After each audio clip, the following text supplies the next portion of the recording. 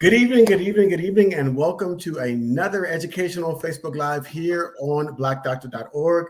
I am Ellis Dean, of course, the host extraordinaire at blackdoctor.org, and we are excited to bring you part two of our Blood Brothers series on multiple myeloma. And you might be asking yourself, what is multiple myeloma? Well, we covered that in part one, so I want you to go back and we're going to recap it a little bit today too, because for Black Americans, you have to understand what multiple myeloma is. It's a blood cancer, and Dr. Cole's going to explain this better than I can, but it's a blood cancer and you probably have heard more of the other two, which is leukemia and lymphoma. But myeloma is the one you really should be paying attention to, because myeloma is the one that impacts Black Americans at a higher rate, particularly Black men, which is why we got the name Blood Brothers.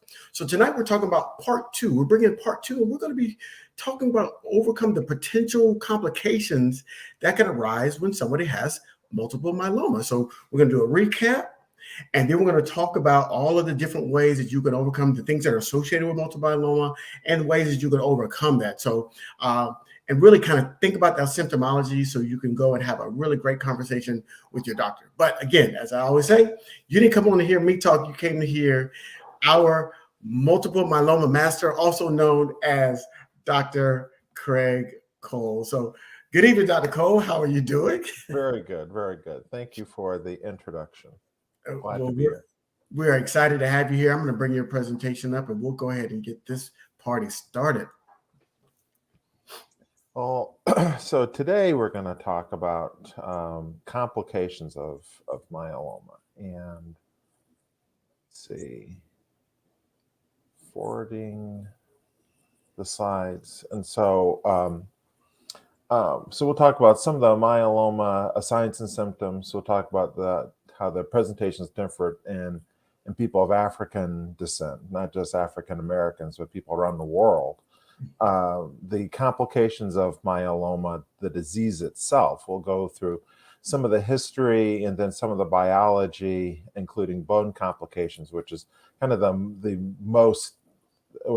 complication has the highest impact, but also high calcium, anemia, kidney failure, and infections. And then if we have time, we'll talk about some of the complications of therapy. Are you advancing the slides or am I? I'm advancing. Okay, yeah. So the big symptoms of myeloma are low blood counts. And so we'll talk about how that happens. And that happens in the majority of myeloma patients, so 73%. And fatigue is a very common symptom. About 32% of myeloma patients will come in with fatigue. Decreased kidney function. So about half of patients have decreased kidney function, which can also cause weakness and fatigue. We'll talk about how it causes bone damage in 67% of patients, and about a lot of those, about 58% will have bone pain, and particularly back pain.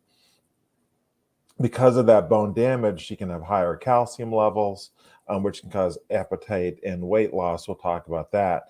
And about 10 to 20% of patients will have no symptoms at all. So they'll have what we call smoldering myeloma, where the disease will be found by a incidental lab test, maybe done just on a checkup or during an insurance evaluation. So next slide. And again, kind of our main symptoms and signs of myeloma. We have an acronym for it called CRAB, where C stands for high calcium, R stands for renal or kidney damage, and renal is another word for kidneys, anemia, and the presence of bone damage. So next slide. So we'll use that. We'll talk about the CRAB. We'll talk about right now.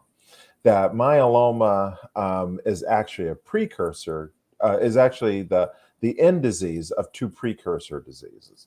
So MGUS, the monoclonal gammopathy of uncertain significance, people have no symptoms with that disease. They have a abnormal protein in the blood, not a lot of abnormal protein in the blood. They'll have abnormal plasma cells in the bone marrow. So the main cell that is causing all these problems, the main cancer cell of myeloma is the plasma cell. That's the cell that we'll talk about that is causing all the problems. In the same way that if you have lung cancer, it's the lung cells that turn cancerous. If you have colon cancer, it's the colon cells that turn cancerous. And then myeloma, it's the plasma cell that turns cancerous. If you have small amounts of those cells, then it's MGUS. If you have a bit more, and that's very common. About almost 4% of Black people over the age of 50 will have MGUS. Most don't know that they have it, and it has a low chance of turning into myeloma. You have a bit more plasma cells in your bone marrow, and that protein that the myeloma produces is a bit higher, then you could have smoldering myeloma. Again, no symptoms, and that's that 10 to 20% we talked about.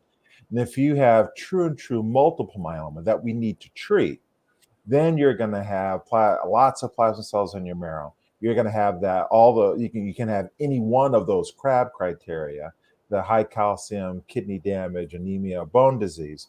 Or if you have lots and lots of plasma cells in your marrow, that's 60%, or the protein levels are really high, or if you already have bone damage, you're at a very high risk of ending up with those CRAB symptoms and signs, and therefore we treat those people too. And that's how we make the diagnosis of myeloma. So I have a quick question. Sure.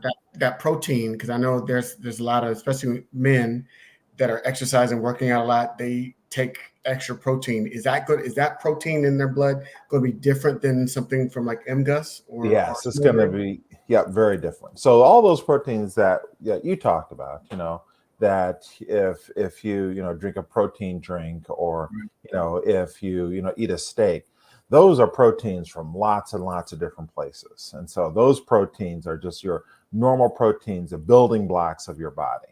Okay. This protein is what we call a monoclonal protein. Mono meaning one, clonal meaning source, and the source of those proteins is those plasma cells. And you can do just 2 blood tests, a serum protein electrophoresis and a light chain assay, and you're able to pick out that normal protein amongst all the other proteins in the body. And that's how we detect if people have myeloma. But you're right, a lot of people ask me if do I need to stop eating protein, or should I eat more protein? And then this protein that you eat and the building blocks of your body protein is completely different than this abnormal protein that is made by those plasma cells that are malignant. Got you. Okay. Thank you. Excellent question. So we know that the Blacks will have a myeloma 4 years younger than Caucasians. So the usual age of myeloma is diagnosed is about 73, 74. So Blacks will be usually diagnosed in their 60s and 70s. Black patients are more likely to present with worse anemia, high calcium, or kidney damage than whites, and have a higher lactate dehydrogenase, which isn't a cholesterol test. Lactate dehydrogenase is a chemical released when cells are rapidly dividing in the body, saying that the myeloma is growing. Black patients are less likely to have the bone disease because Black people naturally have a higher bone density and therefore less likely to have bone breaks, but still can have bone involvement by myeloma.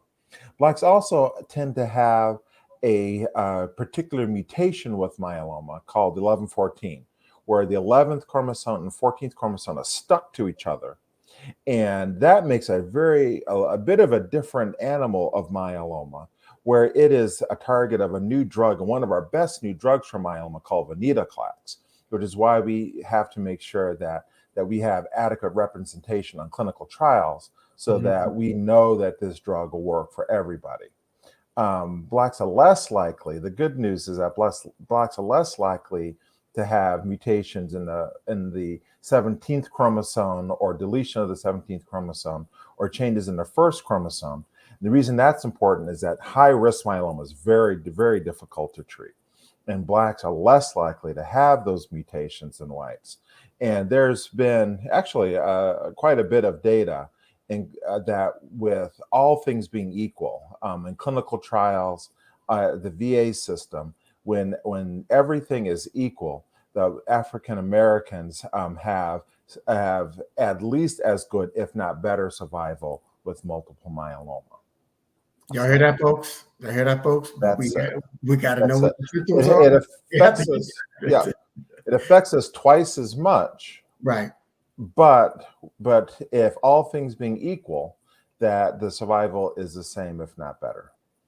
That's great. That's great to hear.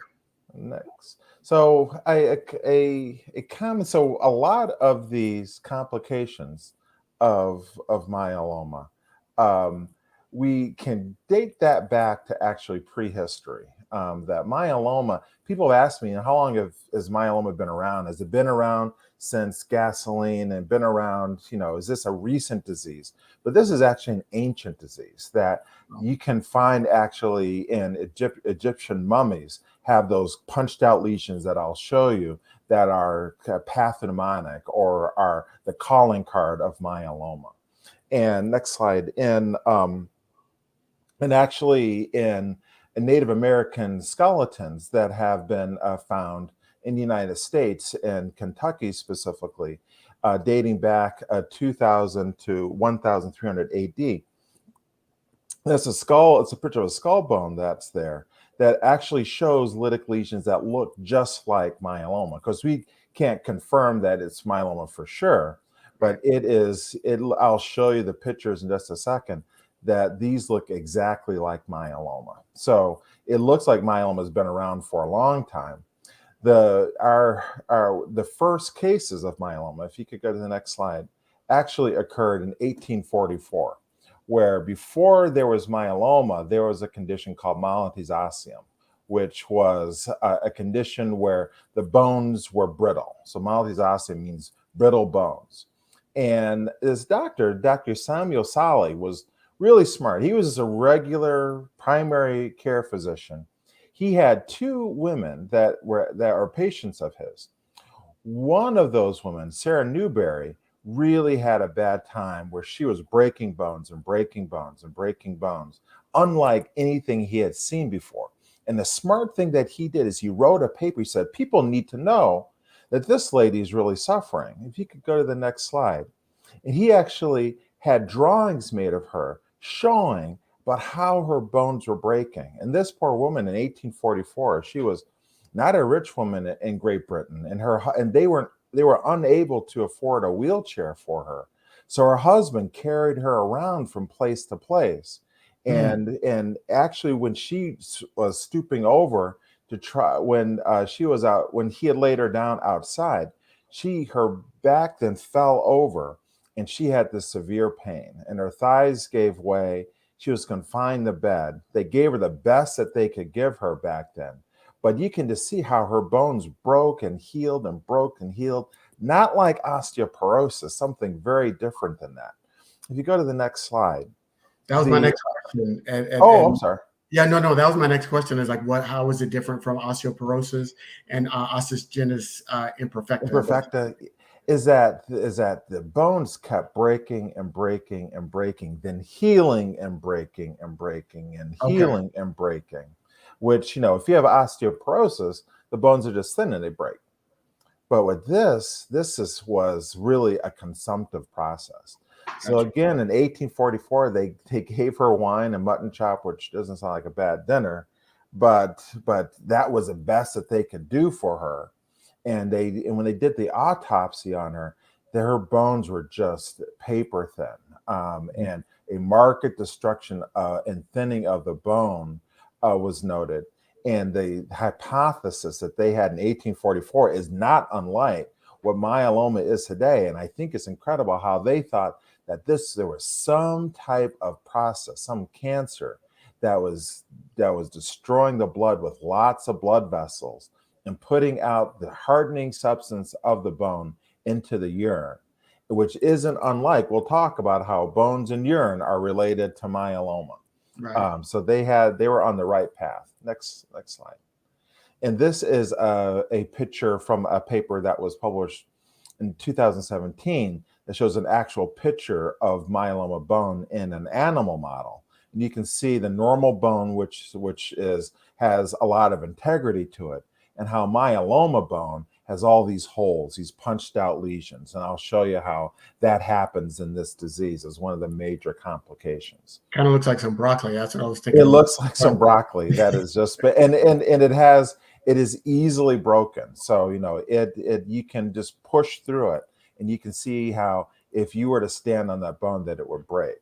Okay. And so the ways that we look for these holes in the bones or these lytic lesions, we've been doing x-rays since 1900. So as soon as x-rays were invented, they were immediately applied to looking at myeloma. And there's one of my patients from about 15 years ago. And you can see that her skull, instead of being a nice smooth bone, is modeled with lots of holes in it. Now we use MRIs and CT scans, and the best test is now PET scans, which are about 85% more sensitive, because PET scans are like a cancer hunting test, which will light up these bright spots on the bone, showing us exactly where the myeloma is. And there's one of my patients. You can see that at the time of diagnosis, she had myeloma, these bright spots of myeloma throughout her bone. Wow. Next slide. So how normal bones work is that you have the osteoclasts on one side, which help dissolve bone and release calcium into our body, because we need calcium for our muscles to work and everything. You have osteoblasts on the other side, which make bone, which can get that calcium and then put it back into the bone. And so there's a nice balance between osteoclasts and osteoblasts, the bone dissolving cells and the bone making cells. And that's what keeps our skeleton intact and where we have an adequate calcium level. But if you have myeloma, then the next slide, you can see that those myeloma cells will find those osteoclasts. They go to those osteoclasts and they hijack them and make them feed the cancer cells. So the myeloma cells need something, they need someone to feed them. And it gets those osteoclasts to feed them. And in the process of feeding the myeloma cells, those osteoclasts are more active and they start dissolving the bone. And they use chemicals like rank ligand to dissolve the bone and activate those bone destroying cells. And the bone making cells, the osteoblasts, they have the myeloma cells secrete chemicals to get rid of the osteoblasts. And next slide, then you have where you have increased bone destruction and decreased bone production. And therefore, all because the myeloma cells are trying to feed off of these chemicals. And now you have bone breaks. And because those osteoclasts are doing so much more, next slide, it releases lots of calcium into the blood. And so you have the high calcium levels that can cause the confusion and everything we'll talk about in a second, and the increased bone destruction by myeloma that, again, is pathognomonic of this disease back from the Egyptian days up until today. So how do we treat, the bone pain? Sometimes we use radiation, because radiation will kill those myeloma cells right off the mark. And so if we see someone that has terrible pain from this disease in their back or in one of their leg bones, radiation will nip it in the bud pretty quickly. Also, if the spine bones are collapsed because they're weak, we can use, I'll show you a cartoon of vertebroplasty, kyphoplasty, to balloon that back up to help relieve the pain. And occasionally we have to have the orthopedic surgeons come in to help us repair some of the bones that are damaged by myeloma, especially if it involves the spine and the spinal cord. We use pain medications I'll talk about in a second, and the main thing are the bisphosphonates that help build back the bone. Next slide. I remember when we had Byron from the LLS on the program, and he talked about he had a bone breakage. I think he was either playing basketball or jogging, and his ankle broke, and that's how he started on that path of realizing he had myeloma, because it started with the bone breakage. So yeah, and it's because those bones that are usually really strong and can tolerate a lot of weight, just like with poor Sarah Newberry, where she just stood up and would break a bone. Wow. Thank goodness, in my career, I have actually seen less and less of that because of these drugs called the bisphosphonates, Zometa and permitinate or Adria. And what those drugs do is that they help rebalance that imbalance that the myeloma cells cause. It gets those osteoclasts to stop the dissolving of the bone and gets the osteoblasts to start building up the bone. So it relieves pain, it reduces the skeletal events. There was a famous study that really changed everything. When I was an intern, myeloma patients were always in the hospital with bone breaks. We started giving patients these bisphosphonate drugs to help build up the bones, and patients stopped getting admitted into the hospital. I mean, really, it was incredible how quickly, when we started using these drugs for myeloma, how it reduced incredible amount of suffering. And usually they're given once a month. And again, permitinate or Zometa, and Zometa is kind of the main drug that we use these days. So we do have to watch the kidney function, and we have to watch for something called osteonecrosis of the jaw. Very important thing to watch out for. And I'll talk about it in the next slide. And there's one new drug, I'm sorry, called Xgeva. I'm sorry. No problem. Xgeva, which is recently approved. When Xgeva was compared to Zometa, they were both equal in how well that they work. The important thing is that Xgeva can be given to patients with renal insufficiency. So our main, Zometa, you have to watch the kidney function. Xgeva, you don't. So when patients have myeloma and they have kidney problems, we'll use Xgeva because we know that they're pretty even Steven. Gotcha. The next slide. So again, with Zometa, we usually give that about once a month in patients who were treating the myeloma, because the two ways to prevent bone problems with myeloma is give them radiation, give them surgery if they need that, but you got to treat the cancer. You got to get rid of those cancer cells somehow. And the good thing is we have fantastic therapies to get rid of the cancer cells. While we're getting rid of the cancer cells, we're building back the bone with Zometa. So patients get it every month until they get rid of at least 90% of their myeloma, so a very good partial response. Then after a year to 2 years of Zometa, then we start to taper people off of it. So this is an infusion that they do? It's an infusion that's given once a month. And just to make sure that they build those bones back really well, we continue it a year to 2 years after they have gotten control over the myeloma. And if they relapse, then we restart it up again so that they can build back their bones really strong. Gotcha. With the next slide, with Xgeva, basically the same thing, that we continue it for 1 to 2 years. We get control over the myeloma, then we stop it. The one trick with the Xgeva is that you have to kind of wean people off of it. And so you have to give them something to help them. You have to slowly reduce it, or else you can have a rebound effect with Xgeva. But again, we love both of these drugs because they do such a wonderful job in controlling symptoms and pain. Next slide. The one thing that came as kind of a surprise to me is that there was a study that was done looking at the utilization of these drugs, because this has really, if you ask me, pound for pound, what has helped decrease suffering with this disease the most have been these bone strengtheners. Okay. And people of black people and people of Latino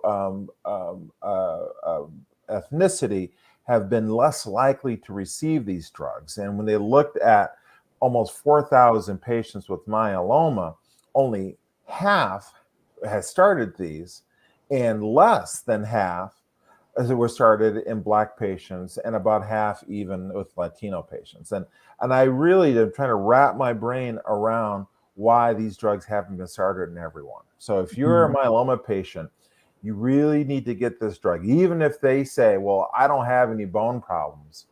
The Medicaid, you do have bone problems, because myeloma will always go to the bone.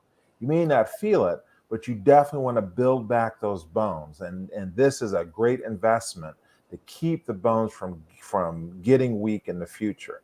We use lots of steroids to treat myeloma, which can cause bone thinning. Sometimes people are on bone thinners for myeloma, and that can, blood thinners for myeloma that can cause bone thinning. And these drugs help build it back.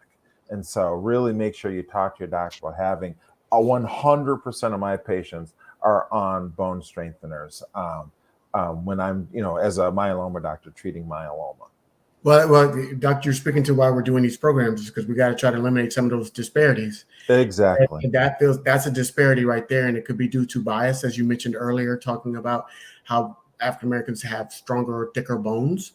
Could be some inherent kind of bias based on that evidence, or it could just be some, hey, they're not going to come in on a monthly basis to get this infusion, so why even start a treatment that they're not going to follow through? So there could be that kind of social bias. So, but in either case, I love what you're doing, and we're doing these education programs so people can understand and they can be empowered to say, this is something, because this really, I think, has been a fantastic stride in myeloma care. Next slide. The one thing to watch out for, and part of the reason sometimes doctors don't use it, is that they worry about osteonecrosis of the jaw. And this is a condition where we're rebalancing those bone destroying cells and those bone strengthening cells, and the bone strengthening cells are really working hard at those myeloma cells, or where more of the damage is done. But if you get a tooth pulled, then those bone strengthening cells are down working on the myeloma, not by your tooth. And so if you have teeth work done and you're on these drugs, that actually that may not heal. That if you have a tooth pulled, or if you have dental work, it may not heal, and we call that osteonecrosis of the jaw, because the bone strengtheners are helping build back the myeloma bone, right, and not helping to build back bone from teeth work being done. And so to reduce that risk with the bone strengtheners, that what I do is I have my patients not receive these bone strengtheners, the right before they have major dental work done, and I don't give it after. So I put some, and it's not a big problem to have that when patients are under treatment, to miss a couple months of the bone strengthener. But you really do need to make your dentist aware that I have myeloma, I'm on a bone strengthener, and need to work around so you don't get this. Because once you get osteoporosis of the jaw, it's done. That it'll never heal. There's no really good treatment to help the bone heal again. It's another reason why you should take care of your teeth, brush your teeth, floss, Absolutely. do what you need to do, because you absolutely. Never and when we have patients that come with myeloma, before as we start treating them, we make sure that they get they see their dentist, because we want to get all that out of the way first, before we dive head on into the myeloma. Absolutely. And one thing that really has also helped a lot is kyphoplasty, because those spine bones can collapse with the myeloma, because it makes those bones so weak. And I would say that probably most of the patients I see with myeloma that come in with bone pain have spinal fractures like this because of the disease. So while we're treating the disease, that a minimally invasive procedure can take place, where they can put a balloon inside the damaged vertebra, and put some cement or put a balloon in there, and increase it back up and relieve the pain. A lot of my myeloma patients will come in and say, I've lost 2 or 3 inches in my height. Some of it is because the bones have collapsed. And if it's causing pain, you can put that back, that back end, balloon back out the spine, and decrease a lot of the pain. And really, it's incredible. They go in pain, they come out, and after they recover, within a few hours, their pain is decreased. Great, that is fantastic. And we have lots of pain medications. In fact, this is what I was doing today. Is I was treating one of my myeloma patients with different pain medications, and Tylenol works super good. You have to be a little careful with the non-steroidal anti-inflammatory drugs, the Motrins and the ibuprofens, because they can cause kidney damage. We'll talk about in a second. We do use opioids, and because they don't hurt the liver or the kidney. They are very effective for bone pain. they can cause constipation. And really we kind of watch because we don't want patients to be afraid of opioids because they're taking it for pain, and therefore they usually don't get addicted. But what we do is that as soon as we don't need them, we start to wean them off. And most of the time, because the myeloma treatments are so effective, that we wean people off the opioids, so they don't stay on it very long. I would say most patients stay on the opioids about a month or two, and then we can wean them off because we do all the other things that I talked about, the bisphosphonates and the kyphoplasties to help. The Yeah, steroids are. I was going to say there's some concern about opioids. When I see opioids, I mean, they've got all these shows on Netflix and Hulu and whatnot, and and I see the billboard. So you see opioids, people get a little bit freaked out, but I'm glad you're explaining that. Yes, because there are people that take opioids for other reasons. Right. If you take it for pain, it works for pain. Okay. And it is something. You get in and you get out. It does its thing. The good thing about this disease is that we're able to treat it well enough where people aren't stuck on opioids. Right. And that's kind of back in the day, 15 years ago, where we didn't have good therapies for myeloma. Yes, people were on these for forever. These days, we have such good therapies. We use some of the things I talked about. We get people in remissions, and we peel off the opioids so they don't have to be on it that long. The steroids also help a lot. And I would say when patients come in, because myeloma cells don't like steroids, and as soon as we give the steroids, the pain can decrease. You can't stay on them, but it helps a lot. And then the gabapentin for nerve pain, which is a really good pill to help for the neuropathies associated with some of these spinal injuries that happen with myeloma. Help people understand what neuropathy is. Yes, yeah. So when the nerves conduct really messages and tell us about pain. They tell us about when I know my feet are on the ground because the nerves are conducting messages to my brain saying my feet are on the ground and I can touch things and I can feel cold and heat. If those nerves are damaged by something, either at the very beginning of the nerve coming out of the spine or all the way down at the toe, that signal that says pain or says burning or says touch won't stop. So if I put my foot on the ground and then I lift it up, signal on, signal off. If I have neuropathy, I may have that signal that it's always on. So, if you burn your finger, you get that burn pain, then it's gone. But if the nerve is damaged, it'll have that burning sensation constantly, which can really be distressing. Yes. And a drug like gabapentin, what it does is that it helps us slow down. It turns down the volume on the brain's perception of how loud that signal is, because and that can really help patients. That was, I could go through all the breakthroughs in modern medicine, but this drug really, the drugs we had before gabapentin were terrible drugs for neuropathy, because some of them cause neuropathy. They helped it, then caused it to get worse. Wow. Gabapentin, beautiful drug. I would say a lot of these drugs, we have really become very refined in how we treat pain these days. But one thing to be very, very conscious of, and the thing to be very aware of, you really have to work with your doctor. One problem that we have as African Americans here is that sometimes we're not heard with our pain symptoms, and that we're not heard. And sometimes we have doctors that have preconceived notions of, they used to teach in medical school that Black people had higher pain tolerances and they can tolerate lots of pain. That's not true. That if you have pain, talk to your doctor. If your doctor doesn't want to treat your pain, find another doctor, because you need to take care of yourself. And just like in that slide, you're the star of the show. And pain management isn't just me. I don't treat pain by myself. I treat pain in a team with my pain specialists and the radiation doctors. Almost every one of my patients sees a physical therapist to help get not only their bones strong, but get their muscles strong. Right.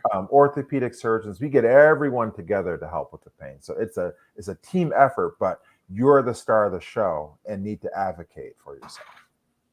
That's fantastic. Yep. And one thing to always remember, just like when we were kids, need vitamin D and calcium. Once you get the calcium controlled and once you get the bones controlled, you want to give the stuff to build it back. And that's vitamin D and calcium. And again, something that we need to make sure that we do, because actually this helps with the pain.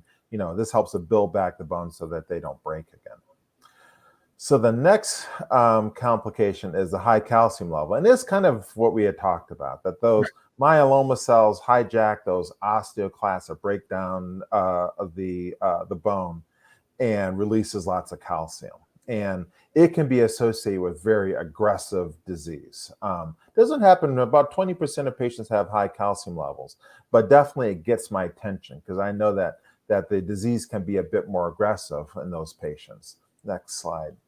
And people can have, and I kind of highlighted in red, what I've seen frequently is feelings that when patients have high calcium, they feel restless and they're constipated and they have a dry mouth, they're really sleepy, really lethargic, frequent urination and excessive thirst. And I had patients drinking gallons of water, every couple hours because their calcium levels were so high. And what we do is that when we check the calcium levels with myeloma patients, we give them give them IV fluids, or we give them those bone strengtheners, because that puts the calcium immediately back into the bone. And then we start treating the myeloma that'll maintain those normal calcium levels. Yeah, I'm just going to interject here, folks. This is why you need to have a regular doctor and get regular checkups, because some of these symptoms that Dr. Cole is listing here are similar to diabetes. You have frequent urination. You are thirsty all the time. So that's very similar to diabetes. And so there's some overlapping in those symptoms. And so you have to know what your blood sugar is. You have to know what your blood pressure is and all those other things. Get a regular checkup so you can determine what the condition is and what those symptoms are coming from. Sorry. Yeah, that is music to my ears, because the good thing is that for myeloma, as we talked about last month, the 3 tests that will diagnose it. If you have a high calcium level and you're black, you really should get checked for myeloma. Okay. So high calcium does not happen. That is not a very common occurrence. And you check that SPEP test looking for that protein. You test the immunofixation test to look for the protein. You do the light chain test, free light chains. Those 3 tests will diagnose myeloma 100% of the time. Yep. And next slide, and then anemia. So anemia is when you have low red blood, when you have low red blood counts. And the hemoglobin is the main way that we look at what the red blood count is, because red blood gives you oxygen, delivers energy to your body. Mm-hmm. And so it doesn't come as a surprise that if you have low hemoglobin, that you feel really tired. So anemia is when people have low hemoglobin. And I put the normals on there. We don't use the hematocrit or the red blood count anymore. The hemoglobin is the best test to tell if someone's anemic. And anemia is not an independent diagnosis. So, when someone comes up to me at Thanksgiving and says I'm anemic, then I say, well, from what? Because anemia is always due to something. It's always secondary to something. Right. Of course, I'm always worried about it being from myeloma. Next slide. The mild anemia where the hemoglobin is just a little bit low, 11 to 14, no symptoms, and people usually feel fine. Moderate anemia, when it's hemoglobin 6 to 10, that's when people start to have more fatigue, and they have more fatigue and shortness of breath when they do minor exercise. And severe anemia, the next slide, is when the hemoglobin is less than 6, when we have to transfuse people. Because that's when just sitting there's not enough energy and oxygen getting to the body, and you need to do something immediately for that. And I would say with myeloma, we usually will see patients with moderate anemia. I haven't seen anyone with severe anemia in quite some time. Next slide. The anemia is the most common complication of myeloma. A lot of patients don't feel it, though. that they'll say, well, I'm getting older. I'm getting more tired because I'm getting older. Right. But really they're anemic. And the other problem is that some doctors will say, well, it's natural for you to have a hemoglobin of 10 because you're older, because you're over 50. And that's not true. The lowest your hemoglobin should get when you're over 50 is about 12. If it's under that, then something's going on. And usually that'll be a vitamin deficiency or something else, but also we worry about anemia. And also, a lot of doctors, I've heard this, say, oh, you're black, you must have sickle cell. No, if you have sickle cell, you've known that you had anemia your whole life. Yes. And so that is not something new. And so, but if you have sickle cell and your anemia gets worse, then think about myeloma. And it's because, again, all the action with myeloma happens inside the bone marrow. And these cells crowd the myeloma cells, those plasma cells, push the normal bone blood-making cells out of the way. They actually will kill those blood-making cells so that the myeloma can take over the blood factory. And the way that and sometimes some of the treatments that we use can also cause anemia, but it's usually pretty mild anemia. And decreased kidney function can also cause anemia because the kidneys make the hormone to make blood. If the kidneys aren't working well, then people can get anemic. Next slide.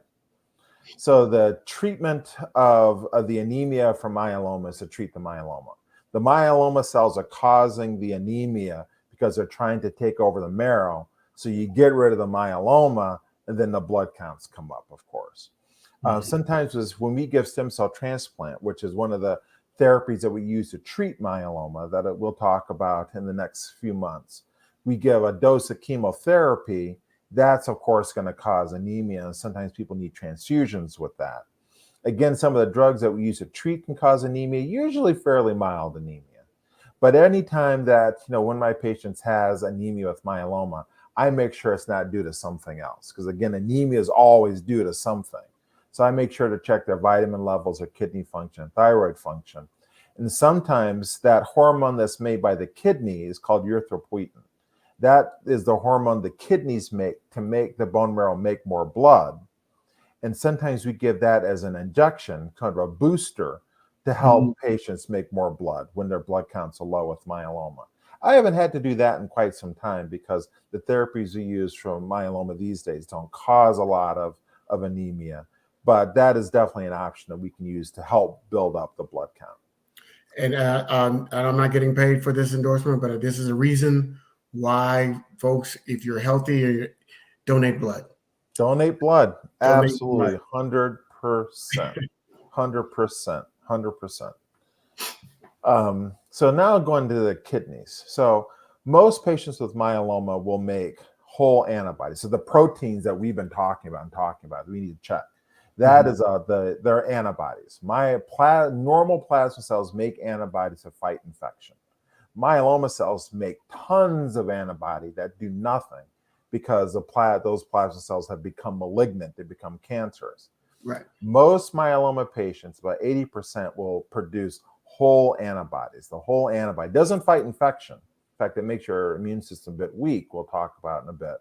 But those intact proteins, most myeloma patients make those. And those tests that I talked about, the screen for myeloma, look for that intact protein. The SPEP, the serum protein electrophoresis, and the immunofixation look for the intact protein. About 20% of patients, the myeloma cells will be so mutated they'll only produce pieces of those antibodies. So they'll produce fragments that we call light chains. And those light chains are really light. They are very, very, very small proteins. And the problem with those proteins is they can clog up the filter of the body. The intact proteins are too big to go through the filter, but those light chains get caught in the filter. About 3% of patients will make no protein at all. But it's because the 80 and 20, we do the SPEP to look for the 80, we do the free light chains looking for the 20. Again, looking for that protein gives us a clue if someone has myeloma or not. Next slide. And that filter being the kidneys. The filter being the kidney, yeah. Yep. And I think the next, we're going to concentrate on that. So the kidney problems with myeloma are caused by these light chains being caught in the kidney's filter, the glomeruli. And I'll show you a cartoon about that in a second. And it's the most common form of kidney damage in myeloma is called cast nephropathy, where those tiny proteins get caught in the kidney and actually form a cast of the kidney, of the tubules inside the kidney. We call it a cast nephropathy. You can see it under the microscope when you can see it in the urine. And it's because those light chains get caught in the kidney tubules, and they cause the filter to break down. And so you get tubular damage, kidney inflammation, and then ultimately kidney damage. And the next slide has the cartoon that a normal kidney has this really long filter called a nephron. And so that long filter is the nephron, and it basically brings, plasma in and urine comes out. And the fresh plasma then goes back to the body. But if you have myeloma kidney, it filters those light chains, and those light chains get caught in the tubules trying to get rid of the urine. And then it clogs up the filter, and then there's a backflow of all the poisons. And sort of the poisons and chemicals in your body going in through the nephron and out in the urine, the light chains cause the poisons to go into the nephron, and they go right back into the body and cause kidney damage. And you can see these casts under the microscope in the urine. Next slide. So about 85% of myeloma patients will have kidney damage due to the light chains, but people can walk in definitely with other medical problems related to the kidney damage, diabetes, hypertension, etc.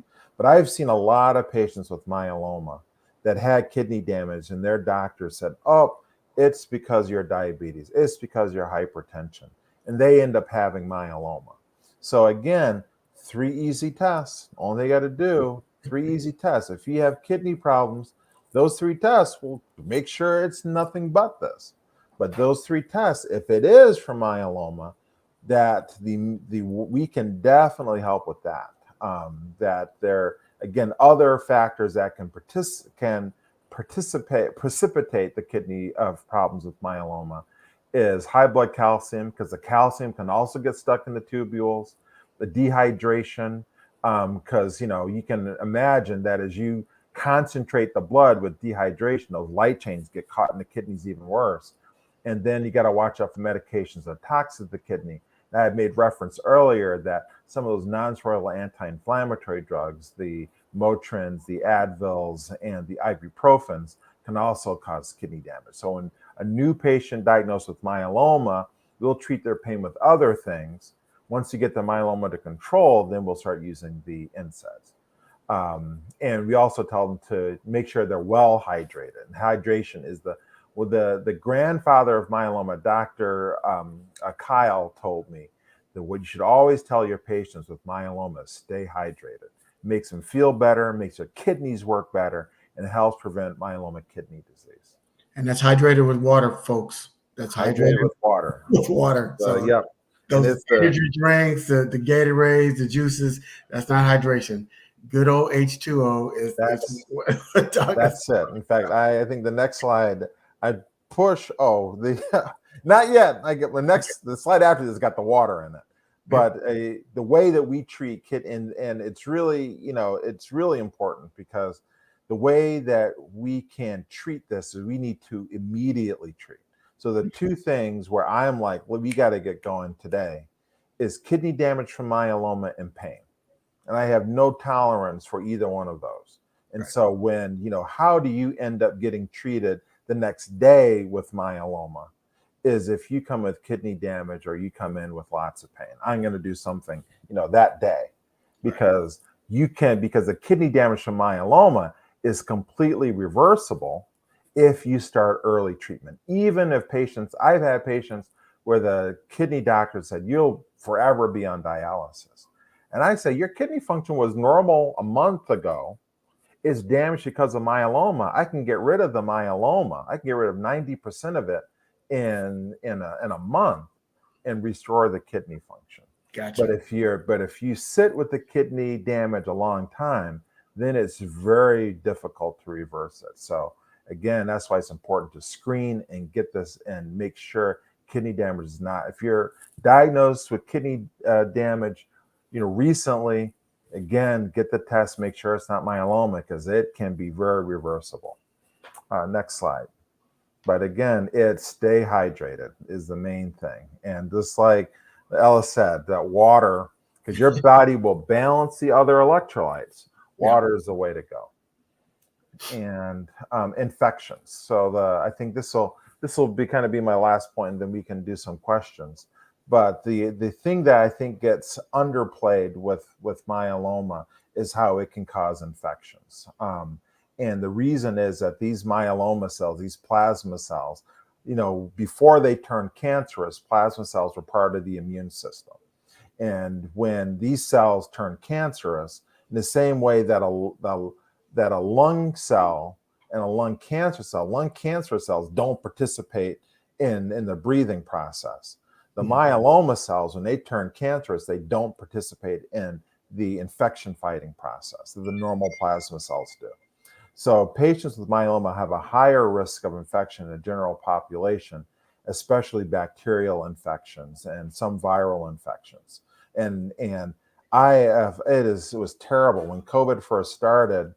I had my patients with myeloma dying of COVID.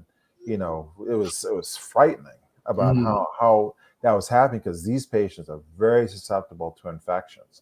And the way to, of course, combat that is treat the myeloma, because that will restore the immune system. You get rid of those bad plasma cells that can't fight infection. The good plasma cells grow in, and then you have your immune system restored. But make sure you get your vaccinations. For myeloma patients, it's critical. You do the hand washing, you get the vaccinations, including getting the flu vaccine, the COVID vaccine, and the new respiratory syncytial virus, the RSV vaccine. Because before we had that vaccine, lots of my patients were super sick with myeloma and RSV. And so make sure you get those vaccinations. And sometimes we use some antibiotics to help with some of the other viral things. But I think I'll talk about the medications and side effects next time, if we can stop there. Okay. Yeah, we'll talk about that. All right, we'll stop there. But now that was so good. Just really learning. I mean, that recap at the beginning with Crab and understanding that, and then talking about each one of those complications, and particularly how it's going to impact Black patients with the calcium. I didn't even realize that that's how the bone worked. Yeah, that's and how myelomas is like, okay, we're going to get rid of the bone building agents and we're just going to tear it down. That's it. And then the history, I think that was really important to understand it. Myeloma's been around for a long time, and how modern medicine has really accelerated from the time when it was first identified to where we are today, and even in the future. Yeah, my wife's grandfather had myeloma in the 70s, but we had nothing at all. And when patients back then, their bones would collapse, and their spine and their ribs would collapse, and they would end up with pneumonia. When he died, they had to hoist him up, tie his wrist to the ceiling to try and help him breathe. And that image has stuck with I didn't know her back then, of course. Right. I was in a crib back then, but I just keep thinking that that's what this disease used to do. Yeah. And have I seen that happen? I have not seen that in my career, because we have such good ways to treat myeloma, and we look for it earlier than we used to, which I think is the most important point. So as we're wrapping up here with Dr. Cole, a couple of key points that we made throughout this broadcast. Number one, establish a relationship with a primary care physician. If you don't have one, get one immediately and know what your normal limits are, whether your blood sugars, your kidney functioning, all of these things, and know where you are, so you can notice when there's a difference. Because if you don't know where you are, having kidney damage could be a result of diabetes, undiagnosed diabetes, or hypertension, or anything like that. But if you know that you don't have hypertension, if you know you're not diabetic, and all of a sudden your kidneys start to fail, that could be a sign. Number two, you should be hydrated whether you have any diseases or not. So we're just going to talk about drink water. My grandfather used to say, water is for the healing of the nation. It's water is for the healing of your body. So please drink water. And then I think finally, what we're talking about is the other things are donate blood. If you can, please donate blood. Dr. Cole mentioned several times throughout tonight's broadcast about the transfusions that happen. That's coming from blood donation. Yes. And sickle cell patients, we talked about it. He mentioned it briefly tonight. Sickle cell patients require a tremendous amount of transfusion. Yes. And they need it from Black people. And so please donate. Yeah. So Dr. Cole and others will have those blood available to them when their patients need it. So go donate blood. Alice, we got to get you into the clinic. I mean, you hit all the points, and that's perfectly said. So, yeah, we have to get you at Michigan State and see a couple patients. Well, yeah, I'll definitely come up. I'll fly, but I'll definitely come up to East Lansing. We'll go to a game, and then I'll see. There you go. All right, well, go Spartans, and thank you. We'll see y'all next time here. This is Dr. Cole. I cannot express our gratitude enough for the time that you're giving us, and just so much information. We're going to re-air this so people can really understand, and we're going to chop this up. I need to send you the snippets from the first program, so we're going to share that across our social media to our healthcare providers, because there's some great stuff about diagnosing and treatment, and then also there's some great things about people from our consumer side. So, and again today, thank you so much. We'll see you next time. Blood Brothers. Thank you.